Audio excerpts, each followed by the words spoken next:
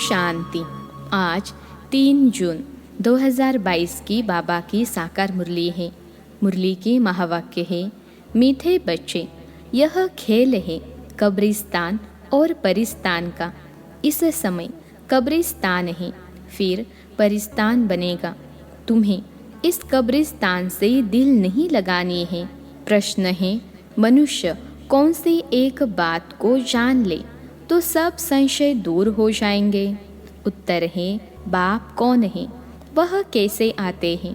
यह बात जान ले तो सब संशय दूर हो जाएंगे। जब तक बाप को नहीं जाना तब तक संशय मिट नहीं सकते। निश्चय बुद्धि बनने से विजय माला में आ जाएंगे। लेकिन एक एक बात में सेकंड में पूरा निश्चय होना चाहिए। गीत है, छोड़ भी दे आकाश सिंहासन। ओम शांति। बाप बैठ बच्चों को समझाते हैं, यह है बेहद का रूहानी बाप। आत्माएं सभी रूप तो ज़रूर बदलती है। निराकार से साकार में आते हैं पार्ट बजाने। कर्म क्षेत्र पर बच्चे कहते हैं, बाबा आप भी हमारी मुहाफिक रूप बदलो। ज़रूर साकार रूप धारण करके ही तो ज्ञान देंगे ना, मनुष्य का ही रूप लेंगे ना। बच्चे भी जानते हैं हम निराकार हैं, फिर साकार बनते हैं। बरोबर है भी ऐसे, वह है निराकारी दुनिया। यह बाप बैठ सुनाते हैं, कहते हैं, तुम अपने 84 जन्मों की कहानी को नहीं जानते हो। मैं इनमें प्रवेश कर इनको समझा रहा हूँ। यह तो नहीं जानते हैं ना, कृष्ण तो सतयुग का प्रिंस है। इनको आना पड़ता है पतित दुनिया, पतित शरीर में। कृष्ण गोरा था, फिर काला कैसे हुआ, यह कोई जानते नहीं। कहते हैं सर्प ने डसा। वास्तव में यह है 5 विकारों की बात। काम चिता पर बैठने से काले बन जाते हैं। श्याम सुंदर कृष्ण को ही कहते हैं, मेरा तो शरीर ही नहीं है जो गोरा व सावरा बने। मैं तो एवर पावन हूँ। मैं कल्प कल्प संगम पर आता हूँ। जब कलयुग का अंत सतयुग का आदि होता है, मुझे ही आकर स्वर्ग की स्थापना करनी है। सतयुग है सुखधाम, कलयुग है दुखधाम। इस समय मनुष्य मात्र सब पतित है। सतयुग के लक्ष्मी नारायण महाराजा महारानी की गवर्नमेंट को भ्रष्टाचारी तो नहीं कहेंगे। यहाँ सब ही पतित। भारत स्वर्ग था तो देवी देवताओं का राज्य था। एक ही धर्म था, संपूर्ण पावन श्रेष्ठाचारी थे। भ्रष्टाचारी श्रेष्ठाचारियों की पूजा करते हैं। सन्यासी पवित्र बनते हैं तो अपवित्र उनको माथा टेकते हैं। सन्यासी को गृहस्थी फॉलो तो कुछ करते नहीं, सिर्फ कह देते हैं मैं फलाने सन्यासी का फॉलोअर्स हूँ। सो तो जब फॉलो करो तुम भी सन्यासी बन जाओ, तब कहेंगे फॉलोअर। गृहस्थी फॉलोअर्स बनते हैं, परंतु वह पवित्र तो बनते नहीं। न सन्यासी उनको समझाते हैं, न वह खुद समझते हैं कि हम फॉलो तो करते नहीं हैं। यहाँ तो पूरा फॉलो करना है। माता पिता को गाया जाता है, फॉलो फादर मदर। और संग बुद्धियोग तोड़ना है। सभी देहधारियों से तोड़, मुझे एक बाप से जोड़ो तो बाप के पास पहुँच जाएंगे। फिर सतयुग में आ जाएंगे। तुम ऑलराउंडर हो, 84 जन्म लेते हो। आदि से अंत तक, अंत से आदि तक तुम जानते हो हमारा ऑल राउंड पार्ट चलता है। दूसरे धर्म वालों का आदि से अंत तक पार्ट नहीं चलता है। आदि सनातन है ही एक देवी देवता धर्म। पहले पहले सूर्यवंशी थे।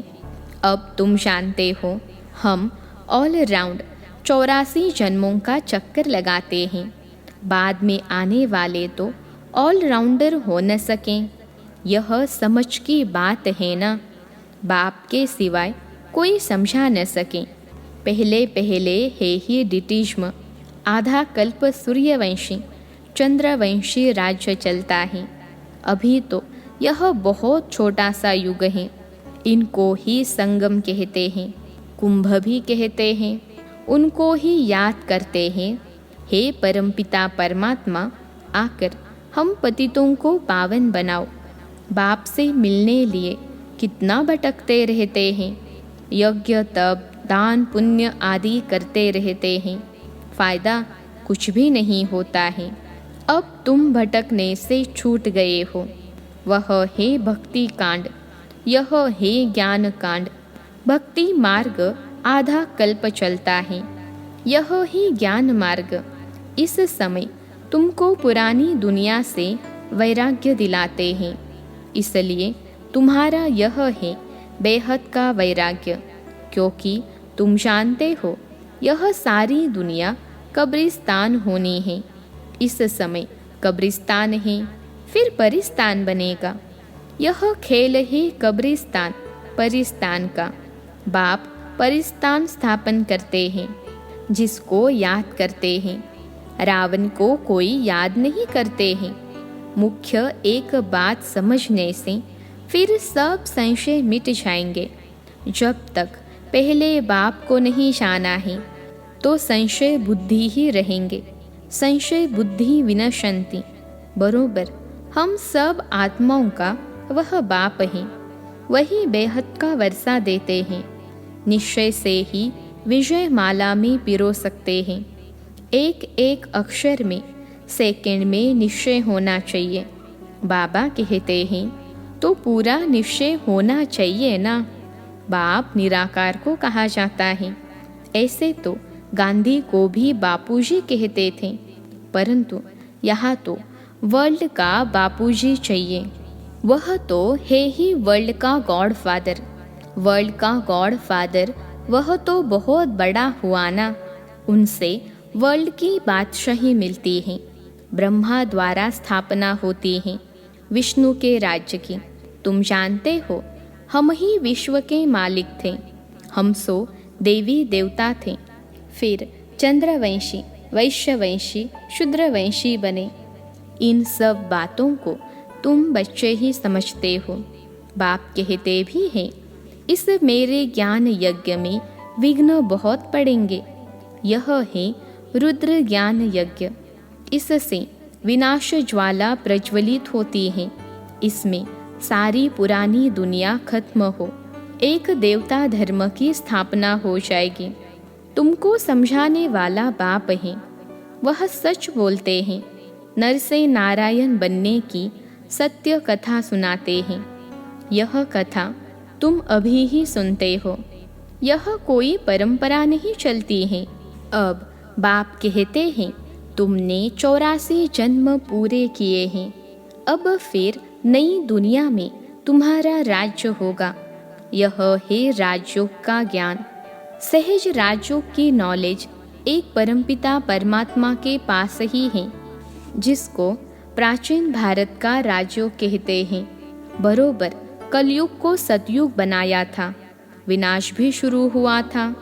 मूसलों की ही बात है। सतयुग त्रेता में तो कोई लड़ाई होती नहीं, बाद में शुरू होती है। यह मूसलों की है लास्ट लड़ाई। आगे तलवार से लड़ते थे, फिर बंदूकबाजी चलाई, फिर तोप निकाली, अब बॉम्ब्स निकाले हैं। नहीं तो सारी दुनिया का विनाश कैसे हो। फिर उनके साथ नेचुरल कैलेमिटीज़ भी हैं। मुसलधार बरसात, फैमन, यह है नेचुरल कैलेमिटीज़। समझो अर्थक्वेक होती हैं, उसको कहते हैं नेचुरल कैलेमिटीज़। उसमें कोई क्या कर सकते हैं। कोई ने अपना इंश्योरेंस भी कराया हो तो कौन और किसको देगा। सब मर जाएंगे, किसको कुछ भी मिलेगा नहीं। अभी तुम्हें फिर इंश्योर करना है बाप के पास। इंश्योर भक्ति में भी करते हैं, परंतु वह आधा कल्प का रिटर्न मिलता है। यह तो तुम डायरेक्ट इंश्योर करते हो। कोई सब कुछ इंश्योर करेगा तो उनको बादशाही मिल जाएगी। जैसे बाबा अपना बतलाते हैं, सब कुछ दे दिया, बाबा पास फुल इंश्योर कर लिया तो फुल बादशाही मिलती है। बाकी तो यह दुनिया ही खत्म हो जाती है।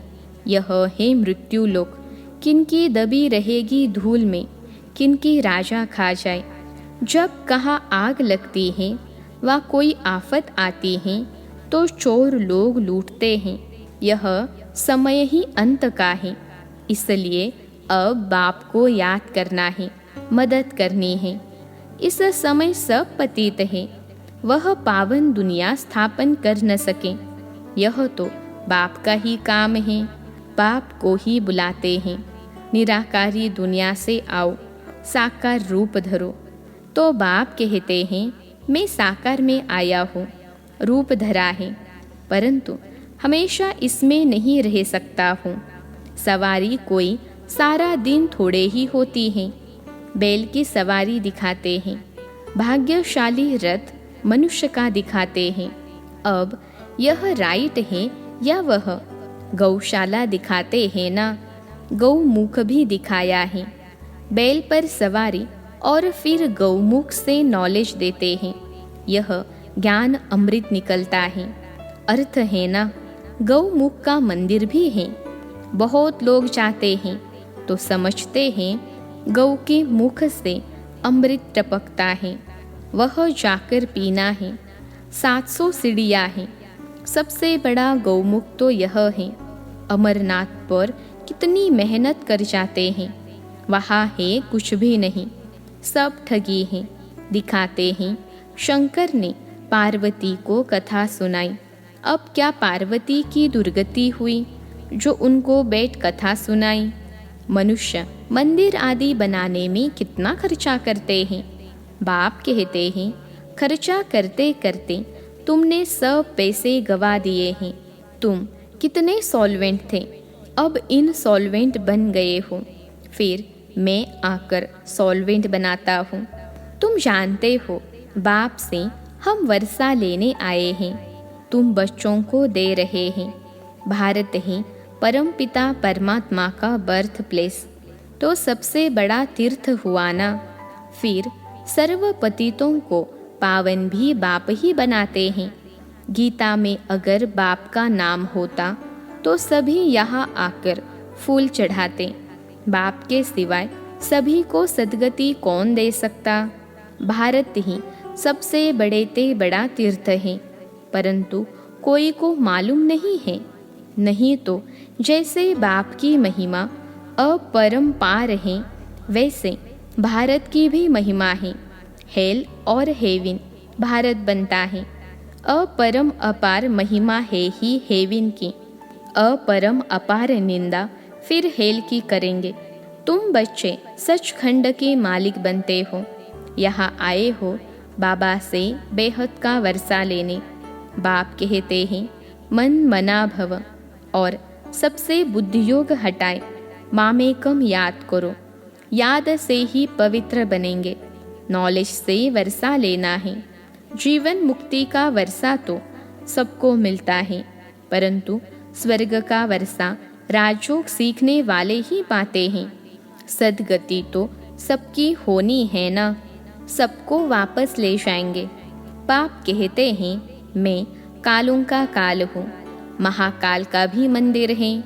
बाप ने समझाया है अंत में प्रत्यक्षता होगी, तब समझेंगे कि बरोबर इन्हों को बतलाने वाला बेहद का बाप ही है।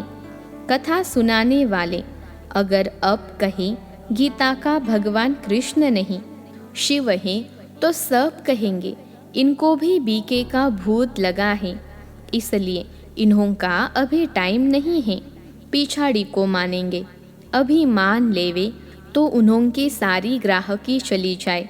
अच्छा, मीठे मीठे सिखिलते बच्चों प्रति माता पिता बाप दादा का याद प्यार और गुड मॉर्निंग। रूहानी बाप की रूहानी बच्चों को नमस्ते। हम रूहानी बच्चों की सिखिलते रूहानी माता पिता बाप दादा को याद प्यार, गुड मॉर्निंग और नमस्ते बाबा नमस्ते। धारणा के लिए मुख्य सार पहली पॉइंट है और सब संग तोड़ माता पिता को पूरा फॉलो करना है। इस पुरानी दुनिया से बेहद का वैराग्य रख इसे भूल जाना है। दूसरी पॉइंट है, यह अंत का समय है। सब खत्म होने के पहले अपने पास जो कुछ है उसे इंश्योर कर भविष्य में फुल बादशाही का अधिकार लेना है। आज का वरदान है, ब्राह्मण जीवन में सदा खुशी की खुराक खाने और खिलाने वाले श्रेष्ठ नसीबवान भव। ब्राह्मण जीवन में सदा खुशी की खुराक खाने और खिलाने वाले श्रेष्ठ नसीबवान भव। विश्लेषण है, विश्व के मालिक के हम बालक सो मालिक हैं। इसी ईश्वरीय नशे और खुशी में रहो। वाह मेरा श्रेष्ठ भाग्य अर्थात नसीब। इसी खुशी के झूले में सदा झूलते रहो। सदा खुश नसीब भी हो और सदा खुशी की खुराक खाते और खिलाते भी हो। औरों को भी खुशी का महादान दे खुश नसीब बनाते हो। आपकी जीवन ही खुशी है। खुश रहना ही जीना है। यही ब्राह्मण जीवन का श्रेष्ठ वरदान है। आज का स्लोगन है, हर परिस्थिति में सहनशील बनो तो मोक्ष का अनुभव करते रहेंगे। हर परिस्थिति में सहनशील बनो तो मोक्ष का अनुभव करते रहेंगे। मातेश्वरी जी के अनमोल महावाक्य। पहली पॉइंट है, यह अपना ईश्वरीय ज्ञान अपनी बुद्धि से नहीं निकाला हुआ है, न कोई अपनी समझ अथवा कल्पना है अथवा संकल्प है, परंतु यह ज्ञान सारी सृष्टि का जो रचता है उस द्वारा सुना हुआ ज्ञान है और साथ साथ सुनकर अनुभव और विवेक में जो लाया जाता है वो प्रैक्टिकल आपको सुना रहे हैं। अगर अपने विवेक की बात होती तो सिर्फ अपने पास चलती, परंतु यह तो परमात्मा द्वारा सुन विवेक से अनुभव में धारण करते हैं। जो बात धारण करते हैं वो ज़रूर जब विवेक और अनुभव में आते हैं तब अपनी मानी जाती हैं। यह बात भी इन द्वारा हम जान चुके हैं। तो परमात्मा की रचना क्या है? परमात्मा क्या है? बाकी कोई अपने संकल्प की बात नहीं है। अगर होती तो अपने मन में उत्पन्न होती। यह अपना संकल्प है। इसलिए जो अपने को स्वयं परमात्मा द्वारा मुख्य धारणा योग्य पॉइंट मिली हुई है वो है मुख्य योग लगाना। परंतु योग के पहले ज्ञान चाहिए। योग करने के लिए पहले ज्ञान क्यों कहते हैं? पहले सोचना, समझना और बाद में योग लगाना। हमेशा ऐसे ही कहा जाता है, पहले समझ चाहिए, नहीं तो उल्टा कर्म चलेगा। इसलिए पहले ज्ञान ज़रूरी है। ज्ञान एक ऊंची स्टेज है जिसको जानने के लिए बुद्धि चाहिए, क्योंकि ऊंचे ते ऊंचा परमात्मा हमको पढ़ाते हैं। दूसरी पॉइंट है, यह ईश्वरीय ज्ञान एक तरफ तोड़ना, दूसरे तरफ जोड़ना। एक परमात्मा के संग जोड़ो। जिस शुद्ध संबंध से हमारे ज्ञान की सीढ़ी आगे बढ़ेगी, क्योंकि इसी समय आत्मा कर्म बंधन वश हो गई है। वह आदि में कर्म बंधन से रहित थी, बाद में कर्म बंधन में आई और अब फिर से उनको अपने कर्म बंधनों से छूटना है। अब अपने कर्मों की बंधाई मानी भी न हो और कर्म करना अपने हाथ में रहे, माना कर्म पर कंट्रोल हो, तब ही कर्मों की बंधाई मानी नहीं आएगी। इसको ही जीवन मुक्ति कहते हैं।